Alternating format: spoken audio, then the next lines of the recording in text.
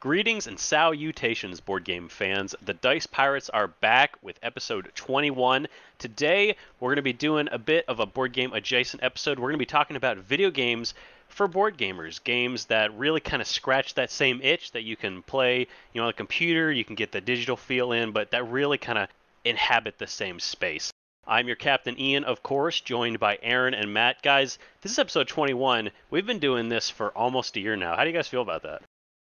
I'm shocked. Any day now, the Board Game Council is going to shut us down. There's got to be some regulatory body out there that's watching over this, but they just keep letting us do it. I think we should keep going, guys. What do you think? Yeah, I mean, as a late addition to the crew, I think it's going. Say we give it the old college try. Keep going. Yeah, no, it's been a blast. I really appreciate all the people out there that are listening. When we started, I was fully prepared for this to just be our 5 or 10 closest friends listening, and that would have been fine. But there are, dare I say, dozens, if not dozens and dozens of people who enjoy it every week, and we really appreciate all of you who enjoy the show. We're going to keep making it till somebody tells us to stop. It has been an absolute blast for sure. We're going to move right into our soapbox topic, of course, as we always do. Matt, I know there's something that you wanted to talk about. Yeah, guys. So we played a game this past Sunday during the Dice Pirates Sunday night game night, and I really am excited to talk about it because I feel like it maybe is a bit of an overlooked game, which is probably an odd thing to say for a major release from one of the largest publishers, but still. The game is The Godfather, Corleone's Empire. Yes. From CMON and celebrity designer Eric Lang of Blood Rage and Rising Sun fame, amongst many others. This is a 2017 release that came to the market with much hype. It was not the direct follow-up to Blood Rage for Eric Lang, but it was one of just a few games that he put out shortly after Blood Rage came out. So the hype around Blood Rage, the hype around Eric Lang and CMON was really high, and this was going to be a big new game from him with a flashy IP, the Godfather movie license, complete with the likeness of Marlon Brando's Godfather there on the cover, and all of that. And I remember the game coming out, being generally well reviewed, and then mostly falling off the radar of gamers and kind of being forgotten about. And it had sort of the same trajectory in our game group. We picked it up at that time, played it exactly one time at a game night, and then it disappeared onto the shelf, never to be seen again. And it seemed sort of forgettable. I'm not really sure why the game lost steam. In some respects, I think it was probably too expensive for the game that it was when it came out. It has some, as you would expect from CMON, it has some gorgeous minis, but also somewhat infamously has these 10 suitcases.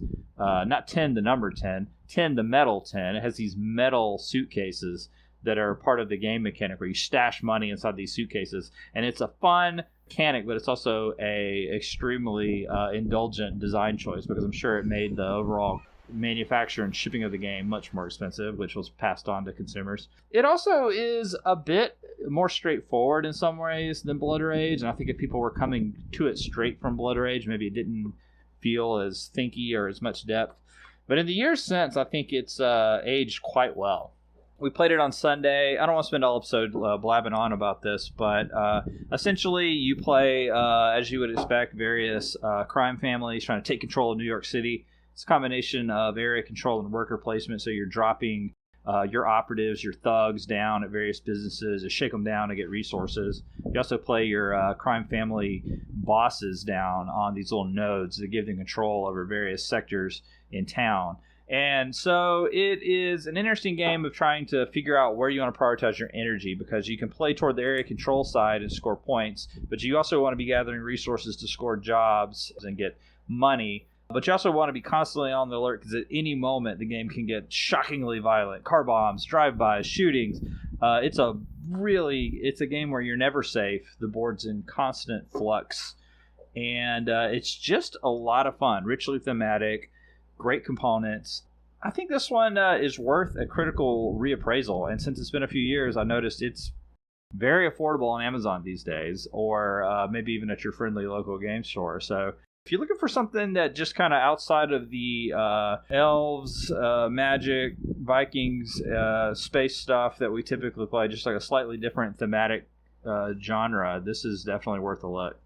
This is a game that I really enjoyed playing. I was actually just going back through the Dice Pirates old list, old post that you made in March of 2019. We made a post about the game, and the last line, "This game will definitely make it back to the table soon." Unfortunately, that didn't quite age well, but I would love to play that game again because it was, like you said, it was very thematic. I can't really say anything that you haven't already said, but one of the things that I really enjoy about the game is as your workers, as the people you send out into the city, as they get taken out one by one, the bodies get thrown into the Hudson River. And so over the course of the game, you begin to this growing pile of workers that have been taken out throughout the course of the game, just growing in the river. And by the end of the game, it's just the whole entire river is just clogged with them because the car bombs keep going off and the corrupt police chiefs keep throwing people in. It's a crazy game. It's awesome. It didn't. You did not physically have to have this metal suitcase.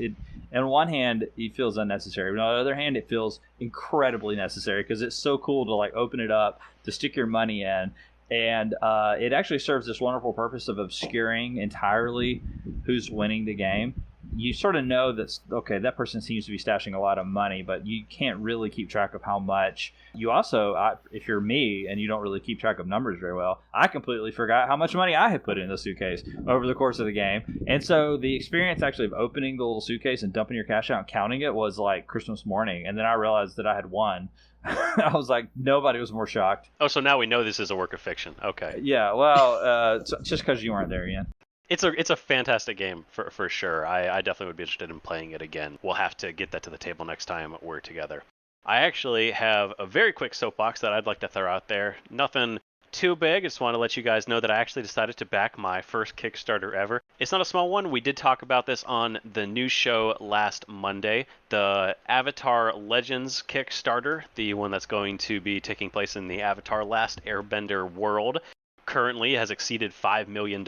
So I'm sorry. So in the past week, it's raised another $3 million on top of what it was. Yes, in the past week, it has raised an additional $3 million. It's at $5 million now, so a lot of other people are also deciding to jump onto it. I fully admit that I'm on the bandwagon on this one, but I'm really excited for it. I think it's really cool. I love the idea of getting to play in that world. That's something that I always wanted to do in D&D itself, and so it's exciting to get to work within a framework that's designed to make that happen. So I backed that, and I'm looking forward to that a lot. Yeah, man, I'm excited for you. I think we both pledged on the show to back a board game, to back a Kickstarter this year. So I have to make good on that at some time before the end of the year. Got a few more months here. Aaron sent me a cool game that uses the Merkborg rule set, and I'm eyeballing that, but haven't committed. So I'm gonna wait until I commit. But I think I'm also gonna be backing my first Kickstarter here very soon. Meanwhile, I've backed like 2 more since we started recording, so. Well, I'm definitely excited to hear what you do decide to back eventually, Matt, and I'm sure we will talk about that when it gets there. Aaron, you do have a soapbox for us, so we're going to go ahead and move on to that as well. I do. It's a little less of a soapbox, more of a eulogy. If you've listened to every episode of the podcast, then thanks. I used to be a member of CMON's board game demo team. They would bring us out to conventions, all across the country, and have us teach people the new hotness and the classic hits.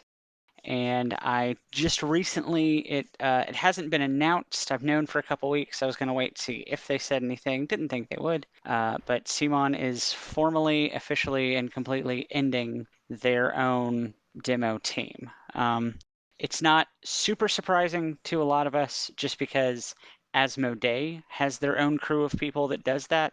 And since Asmodee handles CMON's US distribution, it just kind of makes sense. Also, and this is news to both of you, I am very sad to report that CMON Expo is also no more. That's a genuine tragedy, actually. Yes, it was, in my humble opinion, the best little convention. It was a fantastic show. It was cheap as chips to get into because, like all of the vendors, it was just you were buying stuff from CMON. So it was basically a trade show that anybody could walk into, but there was such a great vibe at that show. Oh man, I agree. Let me join in pouring some old Milwaukee out for the CMON Expo, because that was it was a humble little expo down in Atlanta, Georgia. So for Southeast-based board gamers like us, it was a great, accessible, not too crowded expo.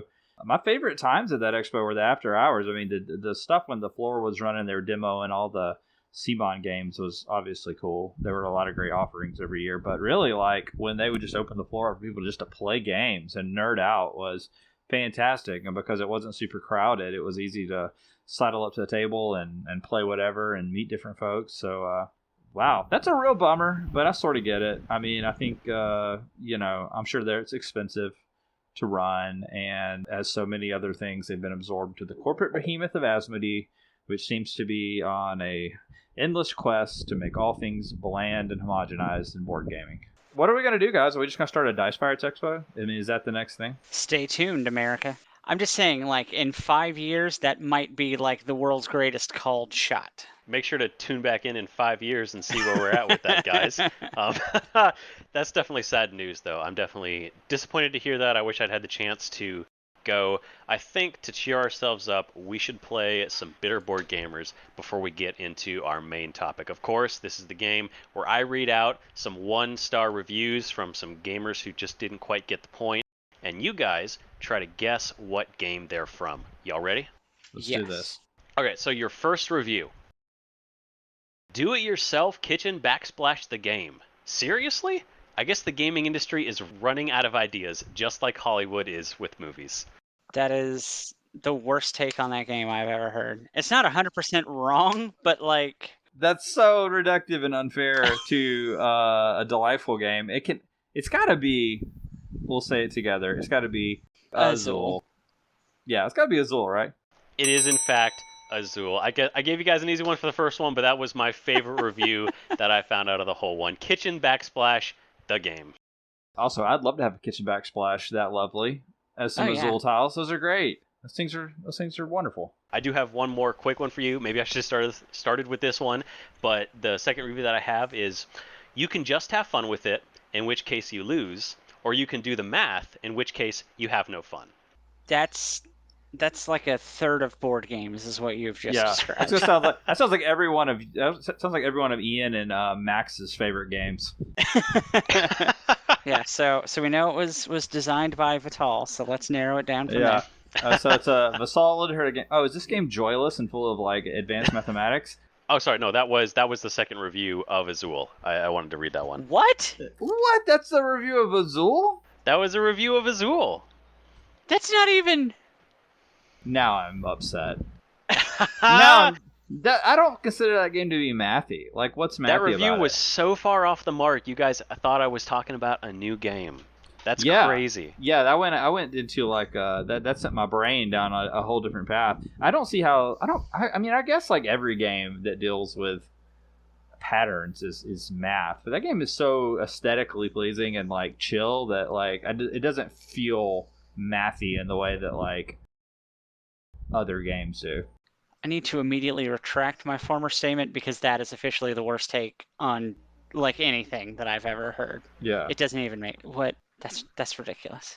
All right, so we're going to move on to our second game. This is a new game, guys, just so you are aware. We are moving on to our next one. And I actually have several reviews that we'll probably get to, although you might guess it quickly. We'll see how this goes. Your first review: hard to believe how this is anything but the worst to anyone else. Playing with toys for no apparent reason. Yay? I looked at the one rating description again. Awful. Defies game description. Yup. I have rated this 100% correctly. Avoid at all costs. Wow, playing with toys. So this was made by CMON. Right. So it's got minis. It has so many minis. Do I like this game? Would I like this game? You feels would like something like I would like. It feels like something I would like. If I don't already like it, I'm like I kind of want to play this already. Did we just backdoor Descent into this episode too? Descent is not the game I swore to never mention on the show, and I've kept that promise.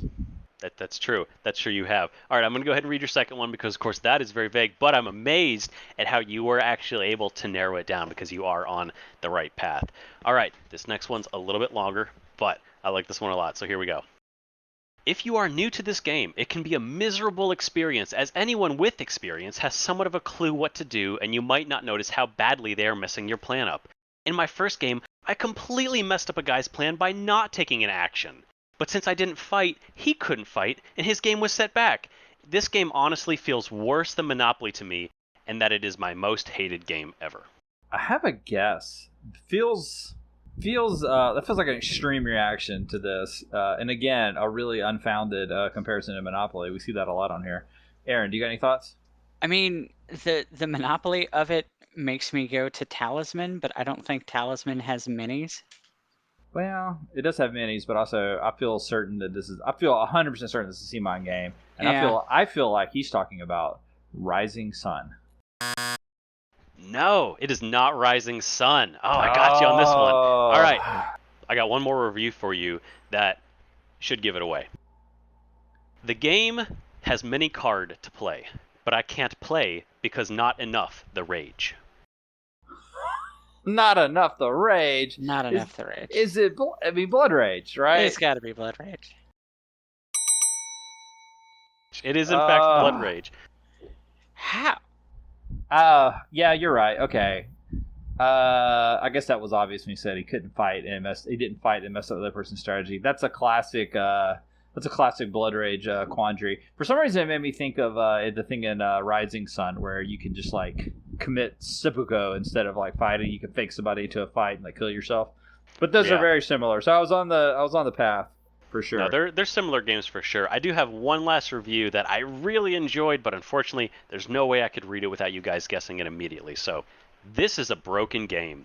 You win this game every time if you get all your players into the Ragnarok and lose the most battles. Winning battles is the worst thing you could do as a Viking warrior, apparently. The theme of the game does not work at all with the mechanics and scoring. I would think that the winner would be the last one standing, but what would I know? That's actually very fair criticism of Blood Rage. But I mean, the ascending to Valhalla, that's so on brand. That's 100% like having your warriors ascend to the eternal feast. Like that could not be more correct. Well, yes and no. But still, Vikings didn't like want to lose. They might want to die a battle. It would be their preferred way to die, but they didn't necessarily want to lose battles. Whereas Blood Rage disproportionately incentivizes the intentionally lose strategy. You can score a ton of points if you just go all in on the I'm just going to lose every fight strategy, which is a weird thing. That's why it's kind of the anti-war game, actually, in some ways. But I still love Blood Rage. Oh, yeah. I feel like we've seen a lot of similar style games. You know, Rising Sun, it has a similar mechanic. Scythe, I think, in many ways is very much similar to that, where fighting is... Well, in Blood Rage you do it a lot, but a lot of these games, losing is often the better thing, or at the very least you don't want to fight if you don't have to, so it really kind of flips the script. But those are our games. I thought we had some pretty good ones there. We are, of course, going to go ahead and move on to our main topic, where we're going to point out some good video games if you're a board game fan. We're going to get to that when we're right back in just a minute. All right, and welcome back to the Dice Pirates, and we're going to be diving into our main topic today, which is video games for people who like board games. So we're not talking necessarily digital board game adaptations, but video games that kind of scratch some of that same itch as board games that we all love. Aaron, this was sort of a topic that you brought to the table. Tell us a little more about this, and I'm glad that we're getting a chance to talk about this because you've gotten me terribly addicted to one of the games that is on this list. So we'll get to that in a minute. Yeah. So, yeah, this is something that, you know, as the resident solo aficionado / person with no friends to play games with in real life, obviously anything that I can play on a computer by myself is going to definitely appeal to me. So this isn't going to be about, like Matt said, this isn't going to be digital versions of physical games. I feel like that's almost an episode unto itself. This is also not going to be your Hearthstones, your Loons of Runeterras, your collectible card games that exist digitally, because that's just its own bucket of worms. These are games that don't exist physically. You can only play them in an electronic format. There are some of them that probably could be abstracted into a physical board game, but there's just a lot of things about them that they work better being represented in ones and zeros rather than plastic and cardboard. There's a lot to enjoy, for somebody who really is into board games but hasn't really fussed around much with, buying games on Steam. I think that there are a lot of things to like about these games. You've got the same emphasis on being able to you have to make important decisions. You have to take your time, but you also have to try and move quickly. You have to think about things. I know, particularly when I'm playing a solo game, I have a bad tendency to like, oops, I didn't mean to do that. And video games will really help keep you honest about a lot of things, which is makes the game itself more enjoyable, because you have to live with your losses rather than just optimally work your way through. Yeah, that's one of the things that I really enjoy a lot, like you said, about those solo games where when you are playing on the computer, it does restrict you and it does keep you, like you said, honest a lot. That's actually coming from having played video games more often before I really got into the board gaming hobby. That's something that I think I appreciated a lot about playing board games with people, is a lot of these similar ideas. Like one of the things in a lot of the games that we're going to be talking about, you have a lot of these mechanics that I think there's similar feelings to. There's this idea of permanence. You don't necessarily get to undo things. You make a decision and then you have to live with it. You often have a lot of these games that we're going to talk about that are also quicker to play. You can play through them and then it's over. That was your session. Additionally, you also are going to focus on replayability with these games, because of course that's kind of the point of a board game, is you want to be able to pull it out, every week or whenever you want to pull it out, play it every time. So you need a game that you can play constantly as well. And I think also a big one for me is kind of focusing on a very tactical, like strategical play style. Obviously not in every game, but you do tend to have, with most board games, because it's slower, there is a lot of focus on planning things out and thinking about it. So a lot of the games we're going to talk about really reflect those mechanics. And of course, one of the first styles of games that we're going to talk about is the roguelike deck builder. Okay, so that's a lot of terms, but of course everyone knows what a deck builder is. You're going to be getting new cards, you're going to add them to a deck, you're going to try and build the best deck you can. But what's a roguelike? Aaron, I know you as well as I are both huge fans of the roguelike genre. What's a roguelike game? To keep from getting too bogged down in the history of rogue and roguelikes versus roguelites, a roguelike game is essentially a game where you are going to be running through a relatively simple dungeon over and over and over and over again. The expectation is you're not going to quote unquote beat the game for a while. You're going to go a bit, you're going to die, you're going to start over. But every time you start over, you have made some sort of progress that then retroactively applies to your character.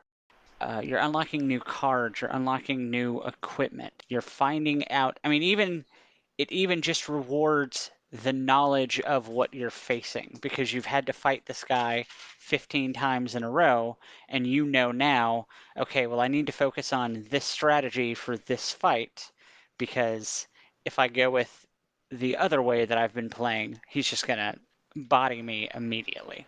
So that's the roguelike game, really in a nutshell. Something you can do over and over again, and you learn more as you go. So there's actually going to be a couple games that we're going to pull out, but the first game that we want to talk about is actually Dream Quest. Now, Dream Quest is, you could definitely say, kind of the predecessor of a lot of the deck building roguelike type games. Aaron, I know this is a game that you enjoy. Tell us a little bit about Dream Quest. Yes, Dream Quest. If you go to your computer, your device that you're listening to right now, and you go to Google, you search for Dream Quest game, you're gonna see some screen caps, you're gonna see the art, and you're gonna be like, wow, is that really the game that they're talking about? And it is. The artwork is terrible for this game. It's garbage. Your main character is literally just a stick figure that moves around.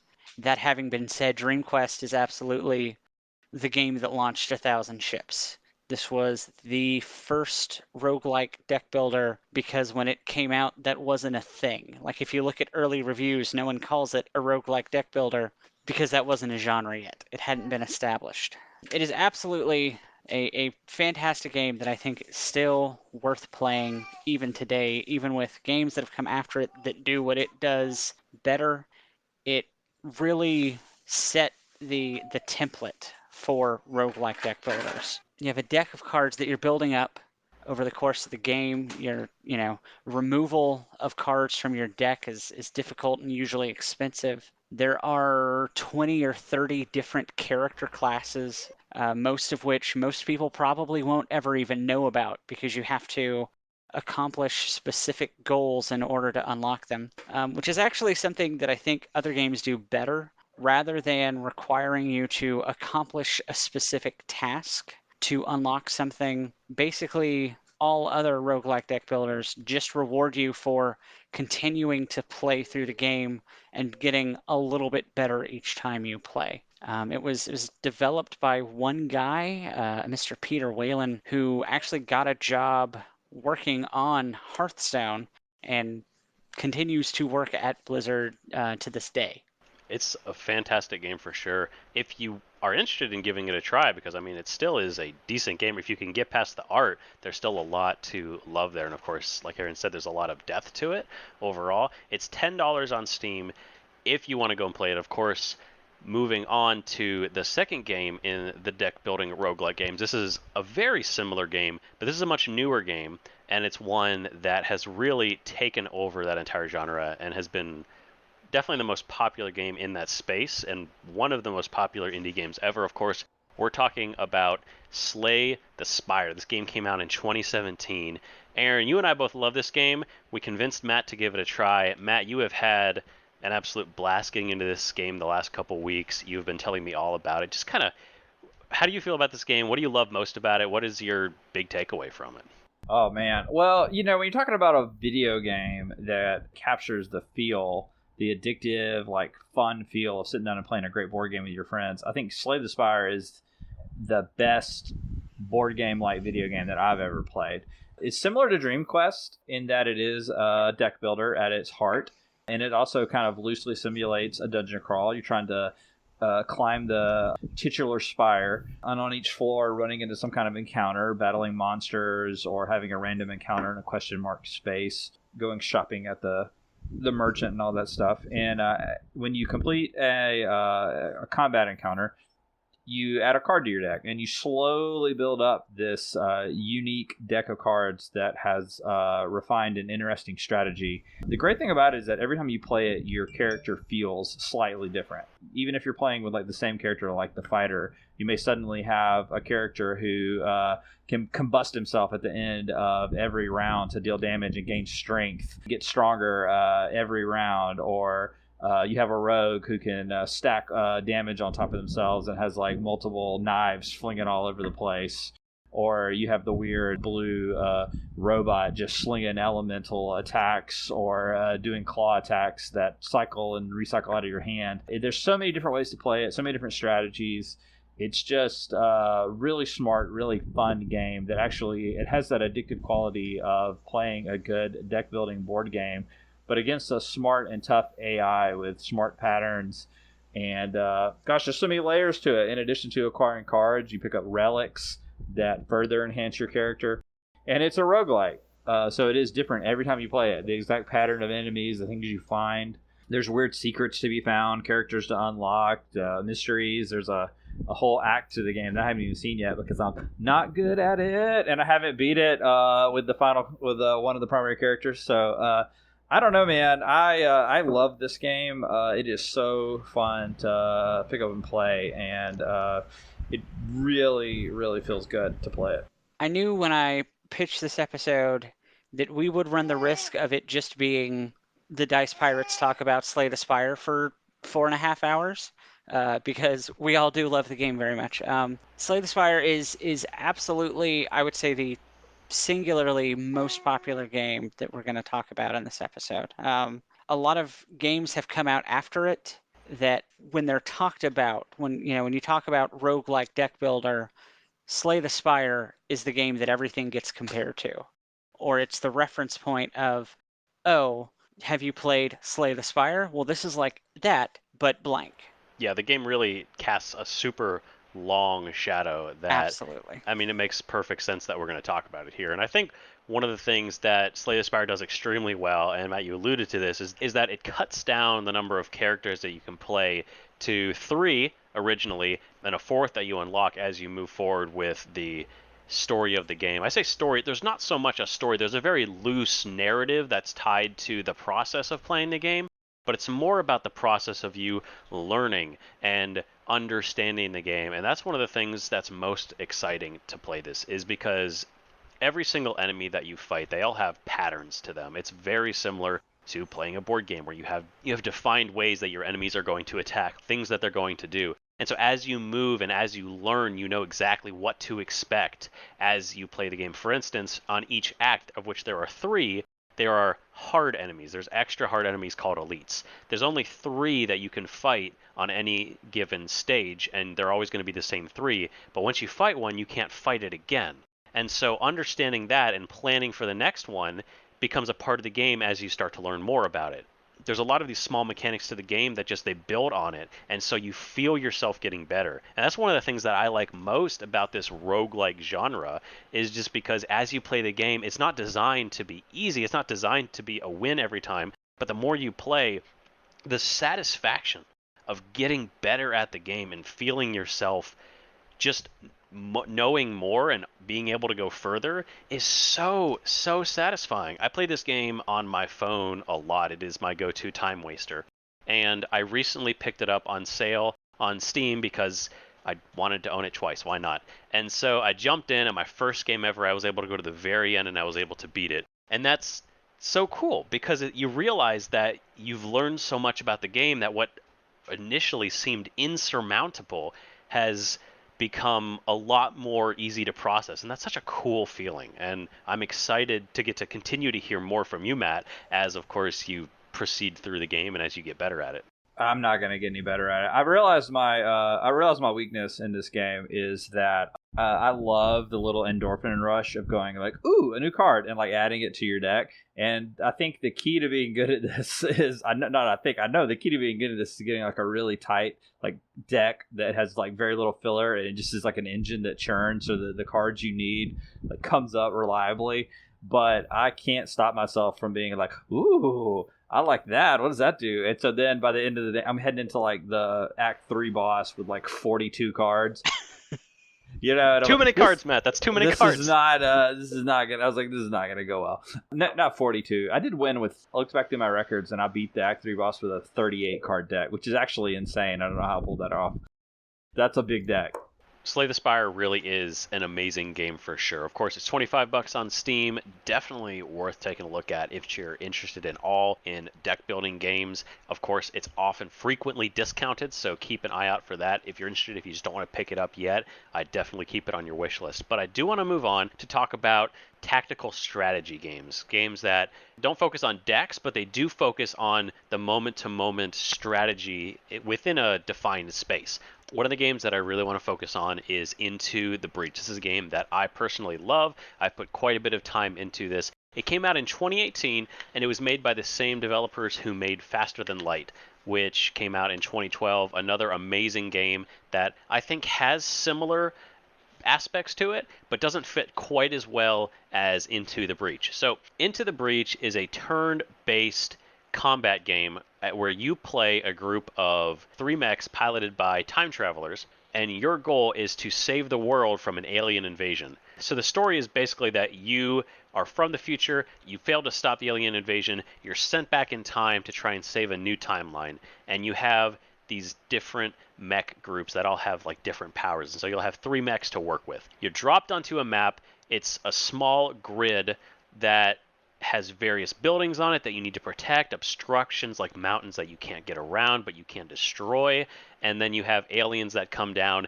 and are either going to attack you or they're going to attack the buildings, and you have to figure out how to stop them. This game is very much just a board game in digital form, I feel, in many ways, and I would say that if there was ever a game desperate for a CMON type mini release, I would say it's 100% this game. Because you have your mechs and you have your aliens, and they're all very larger than life. They're huge creatures, and they all have very telegraphed movements. Your mechs have very specific things that they can do, and you can upgrade them, but they still have basic move sets that you work around. You can throw the enemies to one side or the other. You can drop a smoke cloud that prevents them from attacking and it confuses them. You can immobilize them. You can freeze them. You can just straight up attack them or punch them. You have lots of these different movements, and turn to turn, you're just trying to succeed in staving them off for a limited number of turns.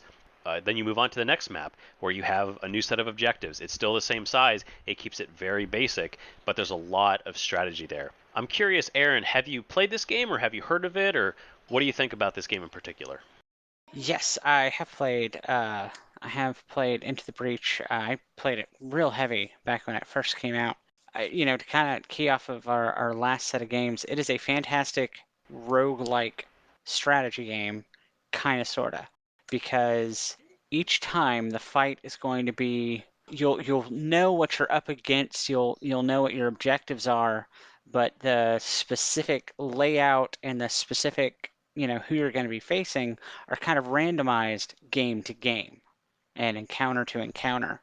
And the story of it being, you're coming from the end of the war after you've lost, traveling through time back to the beginning, that is kind of used. It's a narrative trapping for how come you're able to keep starting over, and how come you're able to go back and redo a fight again. Because in other games in this, you're playing through a campaign, and while there might be a click in the special options in the menu to replay a specific fight or whatever, with Into the Breach, you can keep going back and redoing things. You actually, in copying how other games in the genre work, if you manage to keep your guys alive until the end of the fight, then they will progressively become stronger and get their mechs will get new abilities.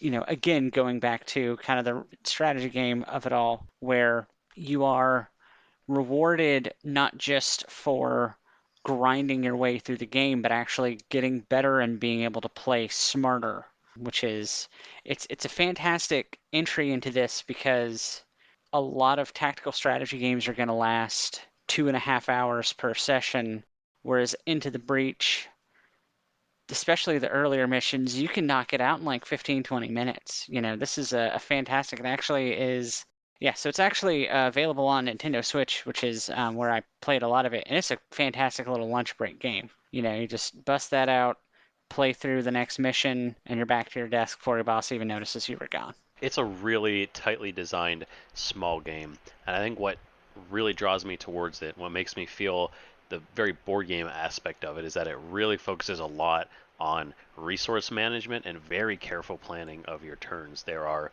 energy cores that you can upgrade your mechs with, and you can change them out in between missions, but within the mission you're locked to those specific movesets that they have. And so each turn you need to decide if you're going to take damage on your mech and how much you can be willing to take. And just the thought involved in the planning there is really tightly designed. It's so smooth, and I feel like it really translates perfectly a lot of what I personally love about board games into a fantastic video game. Definitely a game to keep an eye out for if you're interested in that more methodical, slower approach to games. If you enjoy the tabletop RPGs, definitely something you should think about. We're going to move on to the final genre we're going to talk about. We're going to talk about some social deduction games, whether it be Werewolf or any of the myriad other hidden role games that are in classics within board gaming. And I know, Aaron, you put a couple out here that you want to talk about, so lead us off with some of those. So arguably, the one of the two official games of the pandemic, at least in the early months, alongside Animal Crossing, was Among Us. A very mechanically very simple. I mean, it's a werewolf on a spaceship. You control a little guy going around a ship, completing missions. Somebody is a murderer, and they have to try and murder everyone else before they get caught and voted out of the spaceship, flung into the cold depths of space. You have almost certainly at least heard of this game before. This captured the zeitgeist for a few months last year. But I think there's something about social deduction games that really appeals to a lot of people because it's less about the game itself and more about the people you're playing with. It's all about learning how to read other people's reactions to things and how to beguile them into thinking a certain way. I mean, I think it's like $5 on Steam, and if you download it onto your phone, it's completely free. It just has ads, so the barrier for entry could not be lower. Genuinely a lot of fun, especially you can play it online versus random people. It is at its peak when you're playing with people that you know and you can talk to them outside of the game and communicate in real time and have those werewolf like arguments of, oh well, I saw Jenny run off down this hallway all by herself, and then 3 minutes later Tom was dead, so I don't know what's up with that. Obviously, in that situation, you do have to go by honor rules where Tom is not allowed to say, yes, Jenny killed me, because that kind of ruins the game. But it's a fantastic addition to your video game library. It's definitely tempting to kind of write this off as one of those games that was just the kiddie game or the game that everybody played for a bit, but there is a lot to love about this game. And I think, especially like you said, Aaron, if you get a group of people to play with you, that's where it really shines. And that definitely differs, especially, I mean, social deduction games primarily are more party games, and that's definitely different from a lot of what else we've been talking about. But if you have your group, it can be such a fun experience.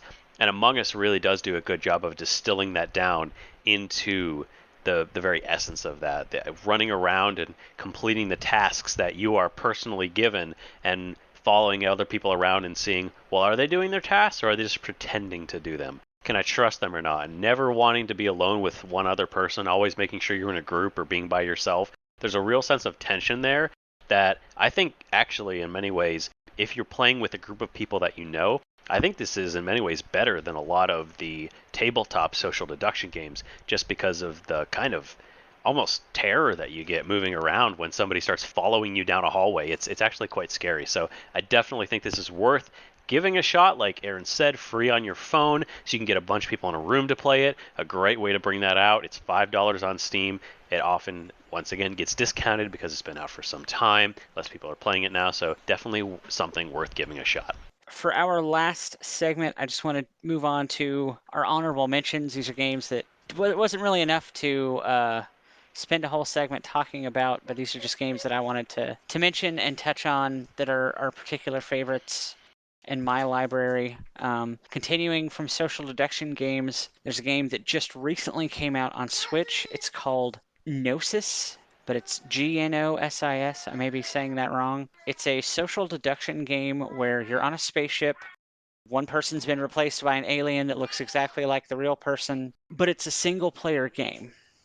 So sometimes most of the time, you are just trying to kind of visual novel style talk to your crewmates and just suss out from them who, just and piece together from limited information who exactly the replicant is. And the narrative hook is that you're running through the same day over and over, Groundhog Day style, and then eventually you will make progress. There is further story to that. But at the very beginning of the game, you're kind of just failing to figure out who the alien is over and over, but it's pretty fun. Next one that I want to give a mention to is Solitairica. It's available on your phone. It's also on Steam, but I haven't bought it on Steam because I've put 1,000 hours on it on my phone. And it's not quite a roguelike deck builder. You're playing solitaire against a monster where you have to match cards from their pile of cards that represents their life total. And you have to match that to the top card of your deck.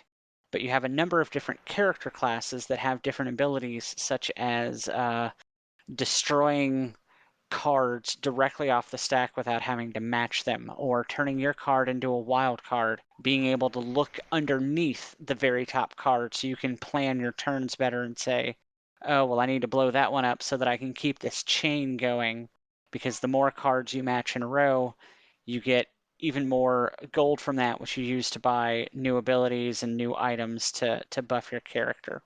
The last shout out is for Demeo. It's Demeo. It's a game available exclusively in VR, which I thought was a cool entry for the list. It's something that my wife has been playing religiously here lately. It is, at its core, it's just a D&D dungeon crawl. You've got a character, you've got a set of cards that you use. You move around a map. You're picking up what are basically just miniatures, moving them to the squares.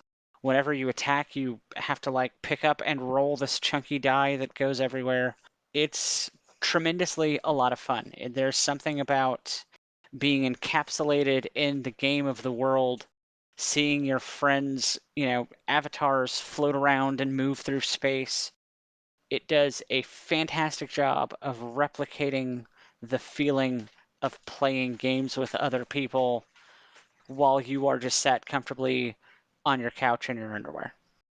That's a game that actually looks really cool. I wish I owned a VR headset because that seems like a really cool idea, and I love getting really drawn into the game itself. That's really fascinating. A lot of really good games here for sure. I think especially, within the pandemic last year, we all definitely got a little bit pulled away from the social board gaming that we really enjoyed. And of course, solo board gaming, something that we both love, something that we really enjoy, but sometimes you do just really love to scratch that itch. I think there's a lot to love with these various games that we've talked about.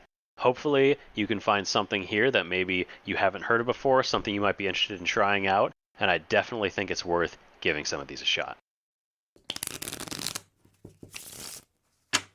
So those are some games that you should definitely check out if you enjoy board gaming. If you're interested in something that can scratch that same itch, but you may not be able to get some other people, or you just don't want to play a solo board game, lots of options out there, and some that we definitely enjoy ourselves. We, of course, are always grateful to Aaron for coming on. We always appreciate it. Matt, if people want to reach out to us, where can they do that? All right, you can find us on Instagram at Dice Pirates. We're there all week, posting mini reviews, updates on what we're playing, silliness, the occasional respectable amount of cat footage and photos. So check us out at Dice Pirates and send us a message and a comment. We would love to hear from you. We always appreciate hearing from you guys. It means a lot to us that you guys do continue to listen. Of course, if you have not checked it out yet, we do have our news segment that came out last week. It will be coming out coming Monday as well, so definitely give that a shot if you're interested in a short-form discussion on the news that's coming out. And as always, we'll be back in 2 weeks for another discussion on board games. So until then, we'll be right here on the Dice Pirates.